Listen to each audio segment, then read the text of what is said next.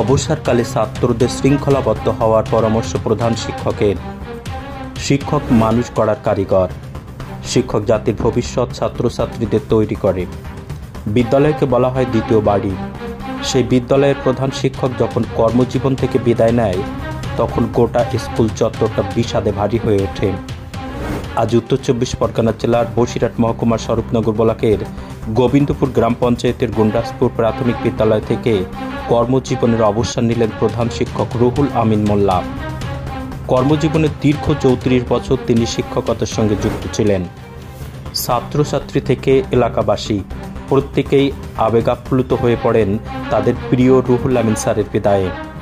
উপস্থিত ছিলেন বিশিষ্ট সমাজসেবী ও এই স্কুলের প্রাক্তন ছাত্র সুব্রত সরকার, মফিজুল গাজী, মোমরেজ বিশ্বাস, শহীদুল বিশ্বাস, বৃন্দাবন সরকার, বিশ্বজিৎ মণ্ডল, আতিয়ার গাজী, হাফিজুর মণ্ডল, বকুল মুক্তি সহ এলাকার বিশিষ্ট সমাজসেবীরা।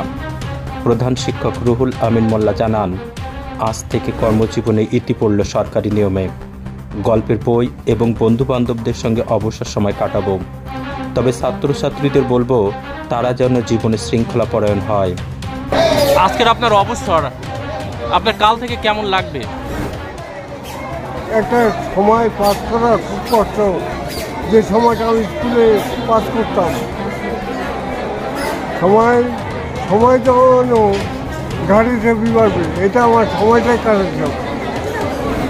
অবসর সময় আপনি কিভাবে কাটাবেন বলে মনে করছেন? অবসর সময়ে গল্পের বই, বিভিন্ন সময় কাটাবো বন্ধু বান্ধবের সঙ্গে, যাতে মাথায় চিন্তাটা না আসে। কোনো সমাজসেবার ইচ্ছে কি আছে? হ্যাঁ, সে তো বটে, সেরকম সমাজসেবার কাজ বেরিয়ে চলে যাবো। আপনি বর্তমান ছাত্রছাত্রীদের উদ্দেশ্যে কি বার্তা দেবেন?